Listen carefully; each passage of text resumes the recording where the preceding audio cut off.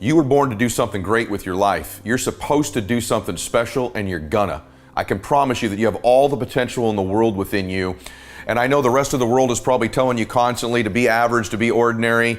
You know, there's different haters you have in your life. There's people who put you in your box. There's people who overlook you, that make you feel invisible. And it's important that you hear from me that that's not who you are. And by the way, you're not even who you've already been in your life. Your past does not equal your future. Your present does not equal your future. And I just want to remind you officially that you can do something great with your life, and that you're destined to do something great with your life, and that you were born for a reason. So important that you know that you hear that from me today, and that you begin to believe it about yourself. Because if you don't believe that about yourself, there's no chance it's going to happen. You can't achieve something in your life that you don't believe strongly, certainly, that you can achieve. And I know that I find many of you today, some of you are listening to this today, you've got momentum in your life and things are going well, and you're looking for a key, or you want to hear about a mistake you might make that you can miss because I warned you about it. And I'm going to give you all those things, you know, that on every program. But I know there's many of you that arrive here today, you're just not in the groove. Things aren't going great. Maybe you're in a down cycle in your life. Maybe there's some letdowns and some hurts that are happening right now, and maybe a little bit of, a little melancholy, a little anxiety, a little fear, maybe all the way to some depression.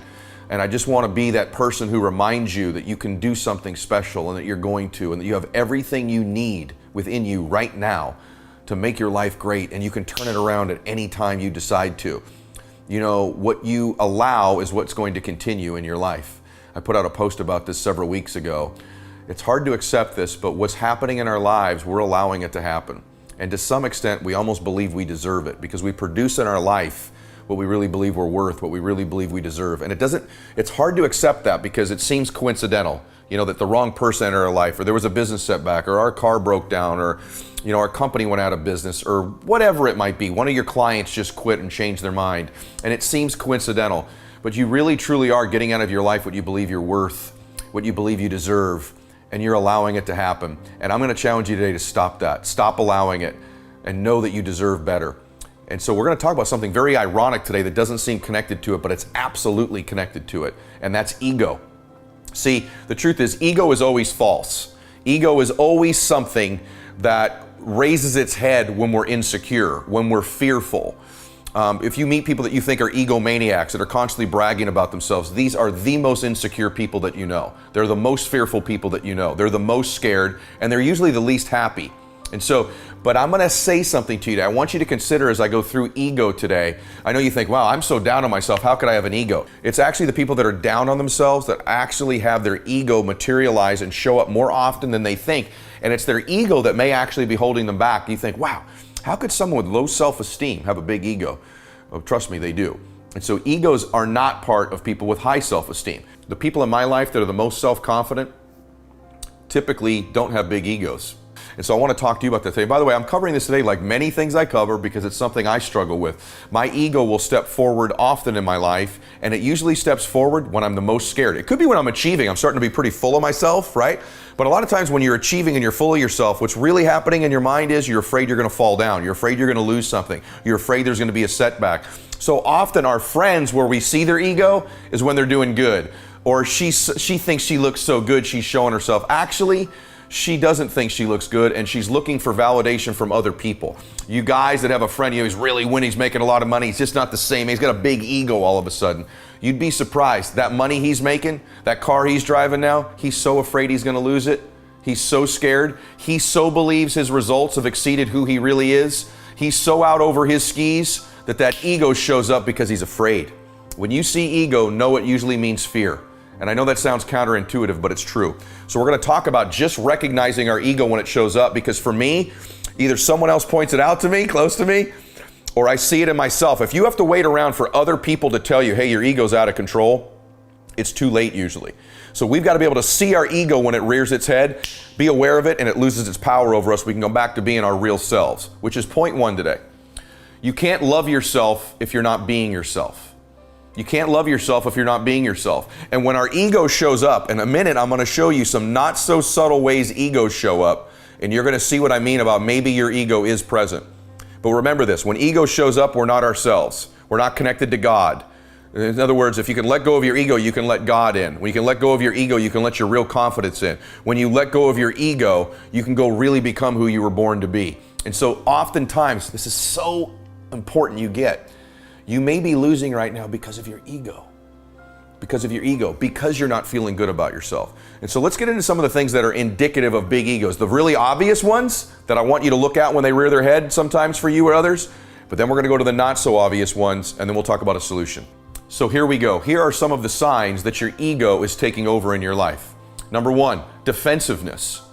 It's not one you'd think of, is it? Defensiveness. You ever meet somebody who's very defensive, very reactive about whatever their situation is or whatever you're asking them about? Their ego is rearing its head. Sometimes we need to respond to criticism to get better, and when we're defensive about it, that's our ego rearing its head. So in yourself and in other people, do you see any defensiveness patterns for you? This is an ego issue. Number two thing that's ego issue is always trying to be right or prove what you're saying to be true in excess. If you ever meet somebody who's kind of going out of their way to prove what they're saying is true, this is usually their ego taking over because they know what they're saying may not be true.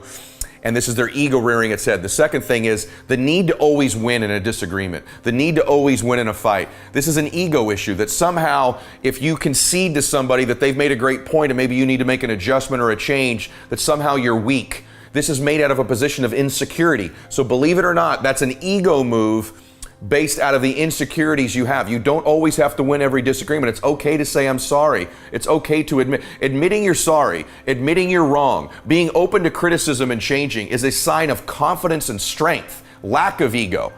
Ego is when we're weak and insecure and we have to win. We have to prove what we're saying is true. We have to prove we're right. If you see this tendency in someone that you're in a relationship with, you're in business with, or in yourself, this is their ego rearing their head and they're never going to fulfill their full potential. I know many of you right now, that's so-and-so at work, that's my spouse, that's my girlfriend, that's my boyfriend, that's my dad, that's my mom.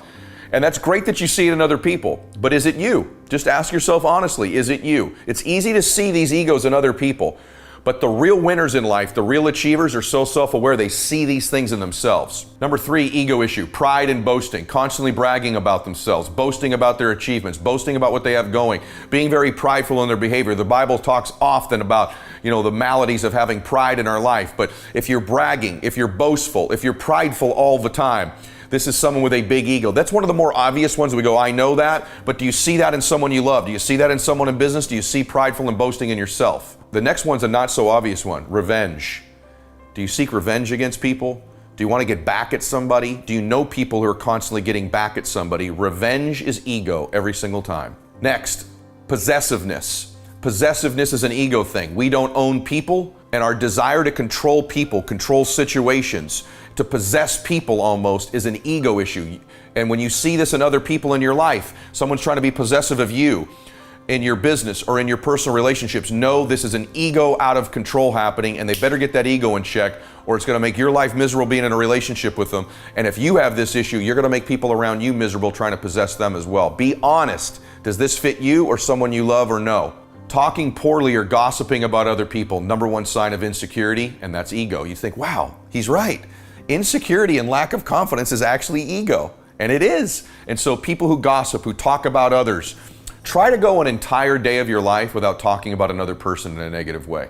Actually, try to go about an entire day of your life without talking about another person. Just try to not talk about another person to other people for an entire day. And it'll begin to reveal to you how often maybe even you do it. And I say this because it's true of me. I always say I'm positive. I never talk bad about people, but that's not true. I have moments of weakness, especially when I'm with other people who sort of do that. I start to behave more like them, and maybe you do too. When you're around gossipers, do you gossip or do you stay above it? This is a sign of insecurity. It's a sign of weakness. Do you see this in you? Be honest. Where you talk about other people in the presence of other people, or do you know somebody who's like this? Either you or them have an ego issue. Next is what I call the gym weirdos. You ever been at the gym and you see that woman or that guy constantly flexing in the mirror all the time? Like that, just it makes you almost uncomfortable, doesn't it? Or maybe you have a friend who's constantly looking in the mirror, constantly checking their phone, constantly posting only filtered pictures on social media, right? They're just constantly obsessed with what they're looking at themselves. These are out of control ego people, right? So ask yourself a question. Is that you or somebody that you care about? Bullying. Bullying is an ego issue. Only insecure and weak people bully people. When I say bully, I'm not just talking about children in school. I'm talking about at work. You may have a boss that's a bully. You may have somebody in your department that's a bully. You may have a leader that's a bully, that their only way to get you to move and perform is bullying.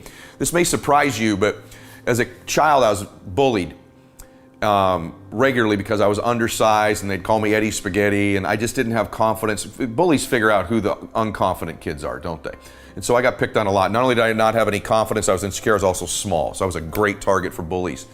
But honestly, when I became a businessman, I think I became a bit of a bully when I was young. Now, this was 20 years ago. But my style of leadership was intensity, was almost beating people up into performing rather than elevating them with recognition. And so bullying can be easily sloughed off, but I want you to look at your style in business and in your family. Do you get people to elevate because you recognize, praise, and believe in them, which is what I think I'm great at now in my life, because I recognize the pain it caused other people when I was in my early 20s, when I was more of a bully, push people type leader.